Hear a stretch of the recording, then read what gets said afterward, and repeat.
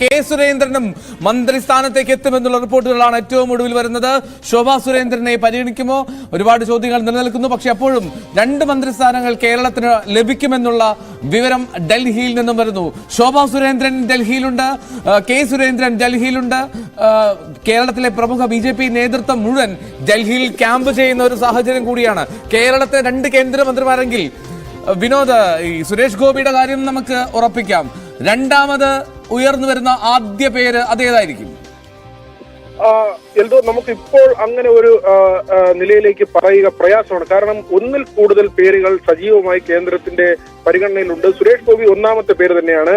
എന്നാൽ വി മുരളീധരൻ 3,11,000 വോട്ടെന്ന ഏറ്റവും വലിയ ഒരു ഫിഗർ, ഏറ്റവും വലിയ ഒരു പ്രകടനം ആറ്റിങ്ങലിൽ കാഴ്ചവെച്ച വി മുരളീധരൻ, അദ്ദേഹം മുൻ കേന്ദ്ര സഹമന്ത്രിയാണ്. അതുകൊണ്ട് തന്നെ മുരളീധരന്റെ കാര്യത്തിൽ ഇപ്പോൾ അദ്ദേഹത്തിന്റെ രാജ്യസഭാ കാലാവധി കഴിഞ്ഞു. മന്ത്രിയാക്കി വീണ്ടും രാജ്യസഭയിലേക്ക് കൊണ്ടുവരിക, അത്തരം കാര്യങ്ങളൊക്കെയും നേതൃത്വത്തിന്റെ എന്നത് വ്യക്തമല്ല. പക്ഷേ അദ്ദേഹം സീനിയർ നേതാവാണ്. ഒരുപക്ഷെ ദേശീയ രാഷ്ട്രീയത്തിൽ സുപ്രധാന പദവിയിലേക്ക്, അതായത് സംഘടനാ സംവിധാനത്തിൽ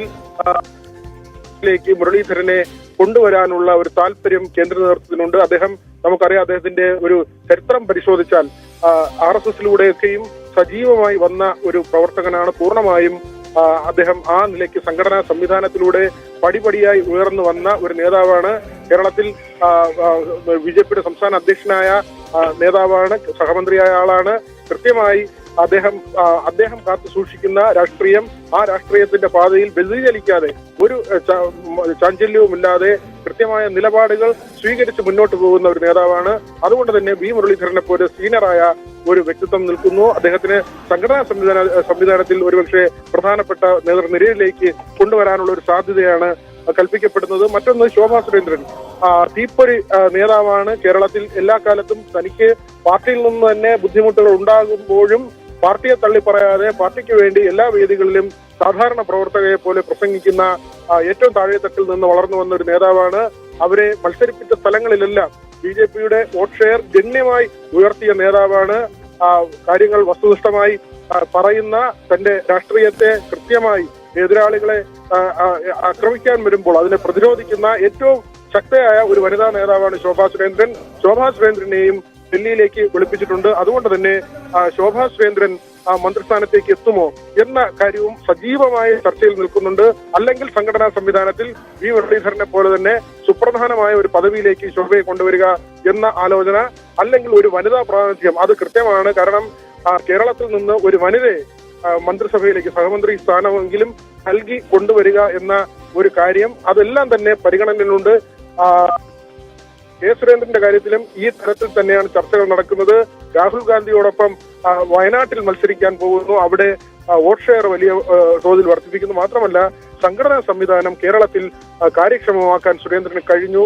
സുരേന്ദ്രൻ പ്രസിഡന്റ് ആയിരിക്കുമ്പോൾ ഇപ്പോൾ കേരളത്തിൽ ഒരു വിജയമുണ്ടായിരിക്കുന്നു. പല മണ്ഡലങ്ങളിലും 2 മണ്ഡലങ്ങളിലെങ്കിലും ഈ 3 ലക്ഷത്തിനും അപ്പുറത്തേക്ക്, അതായത് വിജയിച്ച മണ്ഡലത്തിന് പുറമെ തിരുവനന്തപുരവും ആറ്റിങ്ങലിലും 3 ലക്ഷം എന്ന ഒരു സംഖ്യ കടക്കുന്നു. ആലപ്പുഴയിൽ 3 ലക്ഷത്തിനടുത്ത് വോട്ടുകൾ നേടാൻ സാധിക്കുന്നു. ടോട്ടൽ വോട്ട് ഷെയർ സംസ്ഥാനത്താകെ 20% അടുത്തെത്തിക്കാൻ സുരേന്ദ്രന് സാധിച്ചു, അല്ലെങ്കിൽ സുരേന്ദ്രന്റെ നേതൃത്വത്തിലുള്ള സംഘടനാ സംവിധാനത്തിന് കഴിഞ്ഞു എന്ന വിലയിരുത്തൽ ആകെ നോക്കുമ്പോൾ BJP കേന്ദ്ര നേതൃത്വത്തിന് വലിയ അഭിമാനം നൽകുന്ന തരത്തിൽ തന്നെയാണ്. തൃശ്ശൂരത്തെ വിജയം എന്ന് മാത്രമല്ല, കേരളമാകമാനമുള്ള BJPയുടെ പെർഫോമൻസ് നോക്കുമ്പോൾ കേന്ദ്ര നേതൃത്വത്തിന് വലിയ സംതൃപ്തി നൽകുന്ന കാര്യമാണ്. അതുകൊണ്ട് തന്നെ കെ സുരേന്ദ്രന്റെ കാര്യത്തിൽ അദ്ദേഹം തുടരാനുള്ള സാധ്യത കൂടി കൽപ്പിക്കപ്പെടുന്നുണ്ട്. കാരണം തദ്ദേശ തിരഞ്ഞെടുപ്പിന് മാസങ്ങൾ മാത്രമാണ് അവശേഷിക്കുന്നത്. പെട്ടെന്ന് ഒരു നേതൃമാറ്റം വേണമോ വേണ്ടയോ എന്ന ചിന്ത കൂടിയുണ്ട്. മറ്റൊരു പ്രസിഡന്റ് പുതുതായി വരുന്നതിനേക്കാൾ ഇപ്പോഴുള്ള സംവിധാനത്തെ മുന്നോട്ട് കൊണ്ടുപോയാൽ മതി എന്ന ഒരു അഭിപ്രായമുണ്ട്. തദ്ദേശ തിരഞ്ഞെടുപ്പ് അടുത്തുവരെ ഇനി ഒരു പുതിയ പ്രസിഡന്റ് എന്നതിനേക്കാൾ നല്ലത് ഇപ്പോഴത്തെ സംവിധാനം തുടരുന്നതാണ് എന്ന അഭിപ്രായവും പാർട്ടിയിലുണ്ട്. ഈ താല്പര്യം കേന്ദ്ര നേതൃത്വത്തെ അറിയിച്ചിട്ടുണ്ട്. പടലപ്പിണക്കങ്ങൾ പരമാവധി ഒഴിവാക്കി ഈ തിരഞ്ഞെടുപ്പിനെ നേരിടും. കാരണം BJP പലപ്പോഴും പരസ്യമായ ഏറ്റുമുട്ടലോ അല്ലെങ്കിൽ നേതൃത്വത്തെ സമീപിക്കുന്ന നേതാക്കൾ ഓരോ നേതാക്കളായി പരാതി പറഞ്ഞ് കേന്ദ്ര നേതൃത്വത്തെ സമീപിക്കുന്ന രീതിയും ശൈലിയും ഉണ്ടായിരുന്നു. പക്ഷേ ഇത്തവണ അതിനെല്ലാം വലിയ മാറ്റമുണ്ടായി. കേന്ദ്ര നേതൃത്വത്തിന്റെ തന്നെ നിർദ്ദേശം കൃത്യമായ ഒറ്റക്കെട്ടായി പ്രവർത്തിക്കണമെന്നത് അത് ഏറെക്കുറെ ഫലം കണ്ടിരിക്കുന്നു. അതുകൊണ്ട് സുരേന്ദ്രന്റെ കാര്യത്തിലും അദ്ദേഹത്തിന് ഒരു പരിഗണന അത് ഏത് നിലയിലാകും അധ്യക്ഷ സ്ഥാനത്ത് തുടരാനുള്ള സാധ്യത, രാജ്യസഭയിലേക്ക് അദ്ദേഹത്തെ കൊണ്ടുപോകാനുള്ള സാധ്യത, ഇതെല്ലാം നിലനിൽക്കുന്നു. കാരണം ഒന്നിൽ കൂടുതൽ നേതാക്കളെ കേരളത്തിൽ നിന്ന് പരിഗണിക്കേണ്ട ഒരു അവസ്ഥ ഇപ്പോൾ കേന്ദ്ര നേതൃത്വത്തിനുണ്ട്.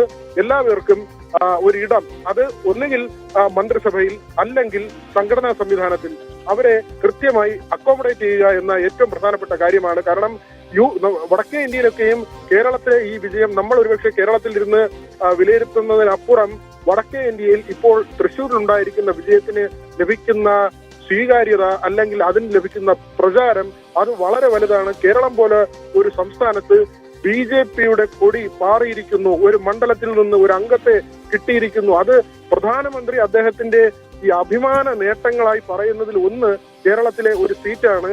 ആ നിലയിലേക്ക് BJP കേരളത്തെ കാണുകയാണ്. അതായത് നമ്മൾ മാറിയിരുന്ന് കാണുമ്പോൾ, കേരളത്തിന് പുറത്തിരുന്ന് കാണുമ്പോൾ കേരളത്തിൽ BJPക്കുണ്ടായ വേരോട്ടം 20% വോട്ട് ഷെയർ, ഇതെല്ലാം തന്നെ അഭിമാനകരമായ നേട്ടമാണ്. അതുകൊണ്ട് തന്നെ കേരളത്തെ തഴയാൻ കഴിയില്ല. അങ്ങനെ ഇവിടെ ഉള്ള ഇപ്പോൾ സുരേഷ് ഗോപിക്കോ മറ്റാർക്കെങ്കിലുമോ മാറി നിൽക്കണമെന്ന ഒരു ആഗ്രഹം ഉണ്ടെങ്കിൽ കൂടി രാഷ്ട്രീയമായി ചിന്തിക്കുമ്പോൾ അങ്ങനെ മാറ്റി നിർത്താൻ കഴിയില്ല. അവരെ അക്കോമഡേറ്റ് ചെയ്യുക എന്നത് അത് ജനങ്ങൾക്ക് കിട്ടുന്ന ഒരു അംഗീകാരമായി മാറ്റുക എന്ന രാഷ്ട്രീയ തന്ത്രം കൂടി BJP അവിടെ പ്രയോഗിക്കുമെന്നത് ഉറപ്പാണ്. അതുകൊണ്ട് ഒന്നിൽ കൂടുതൽ ആളുകൾ മന്ത്രിസഭയിൽ എത്തിയാലും അത്ഭുതപ്പെടേണ്ടതില്ല.